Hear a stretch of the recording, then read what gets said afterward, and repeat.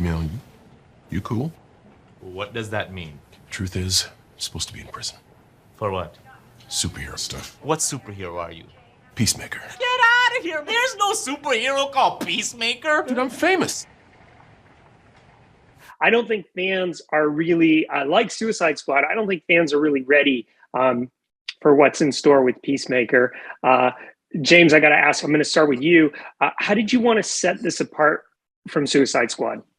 You know, I didn't really think about, when I wrote this show, all I thought about was amusing myself, to be completely honest with you.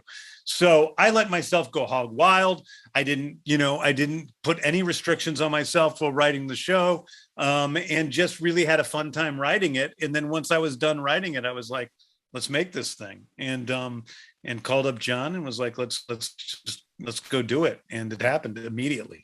John, I met you down on the set of Suicide Squad. You were so cagey, you wouldn't tell us much about your character. So nobody really knew who Peacemaker was or what he was about. Why are you in your costume? Costume. This is a uniform, and it's brand new, so I gotta stretch it out, make it more comfortable before we go on a mission. What hooked you about Peacemaker? What made him stand out? What made you want to play him?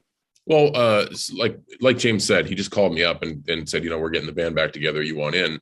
And that was it. It was like that montage in any sort of heroic team thing when it's like the music plays and you see the cutaway of everybody getting in their car to meet and go do this thing. And it pretty much was that easy. I loved working with James. I really loved the character. It was fun to do, and I knew it would be even more fun. I knew we could be able, in an episodic, I knew we could be able to lean into some more of that, the moments that I enjoyed so much. James, you did this thing where I've read previous interviews. You don't like it when a character who's supposed to be dead comes back. Oh, no, it's coming back to haunt me. I knew it was the moment I did it. Yes, I don't, but I did it anyway because it's worth it. Screw you, Pastel. Listen, here's the thing. What I don't like is when there are stakes to that death, right?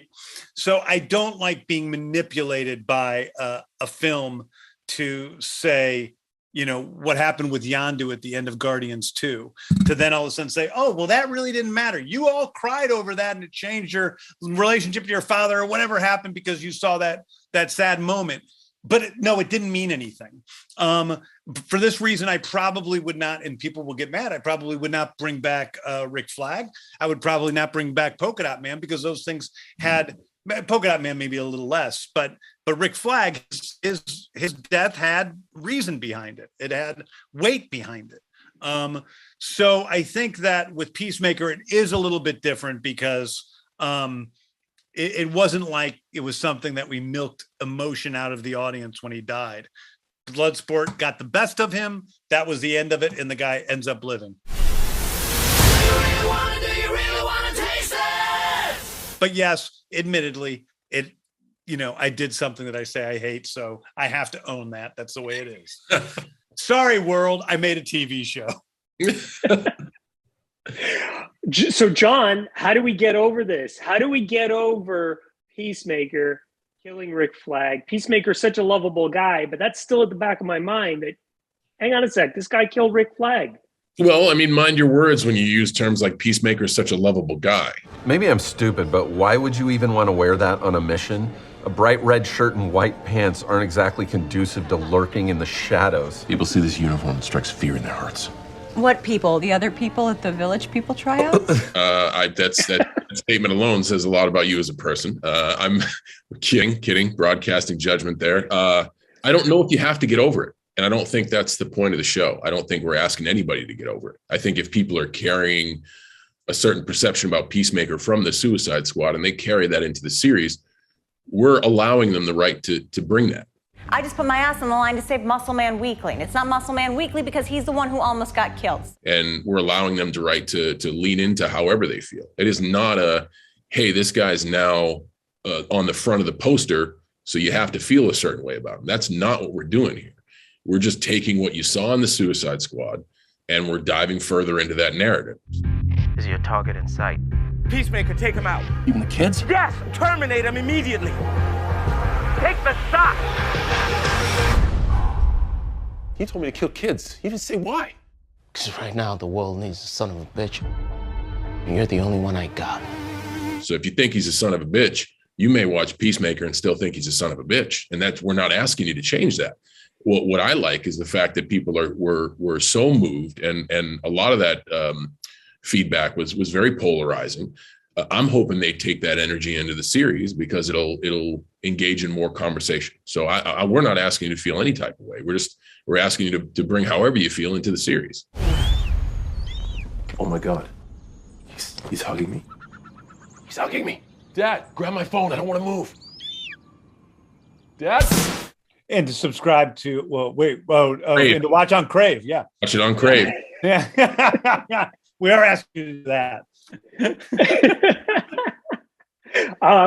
James, why was John right for Peacemaker? John's right for Peacemaker in so many ways. I think that Peacemaker is a funny character. So obviously John has the comedic chops that you need for that. There's something about him that's sad. Hey, Dad.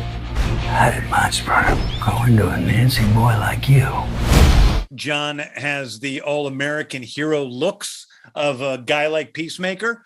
Hey, no! That's because we're born killers. And then I think that also with Peacemaker, I think that John has had less of an opportunity in his acting career to do more dramatic stuff, and being able to see not only Peacemaker, but John Cena show that part of himself as we go along this journey.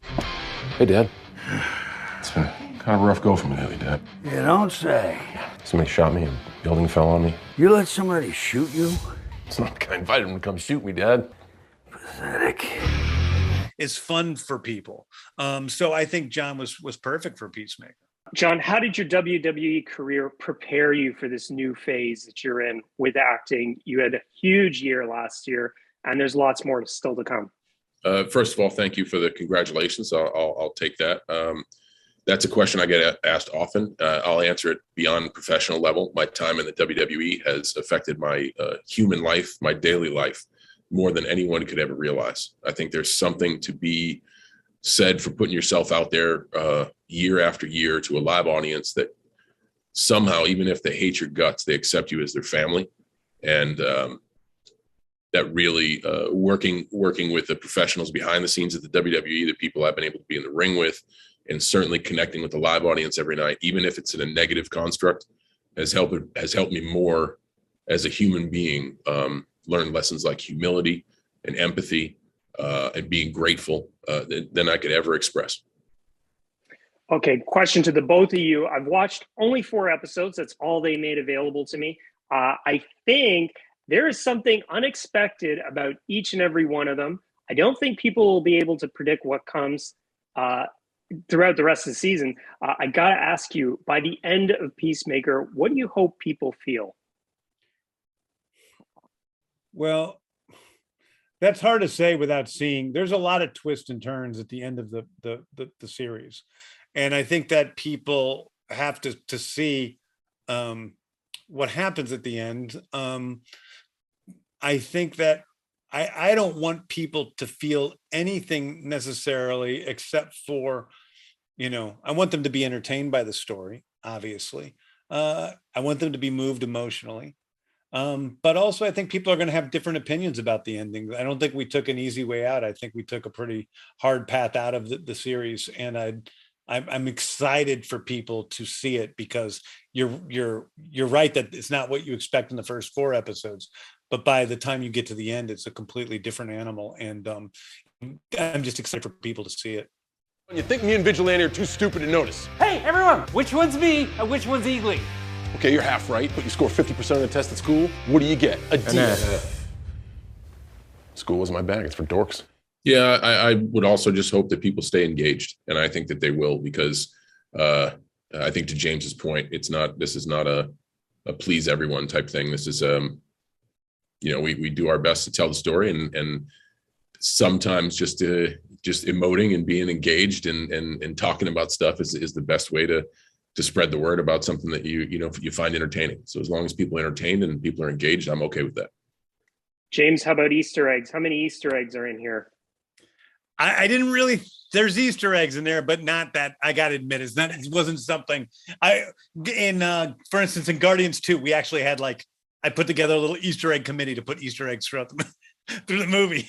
There's so many of them, but in this movie, in this show, I didn't think so much about Easter eggs, or we were moving so fast and putting a show together. I really just did focus on the characters and everything they're doing, and so there's Easter eggs in there, but they're not overflowing, unless you consider all the times that Peacemaker makes fun of DC's heroes because of his envious nature. Before I let you go, really quickly, Mr. Cena, I got in trouble last time for not asking this. Hi, John Cena. My name is Max, and I'm your biggest fan. I have a question just for you. What was your hardest match ever in WWE history that you ever had to face? Oh, Matt, I get asked that question a lot. The answer is easy. My next one. Okay, thanks, guys. Happy New Year. It's great to be talking to you both again.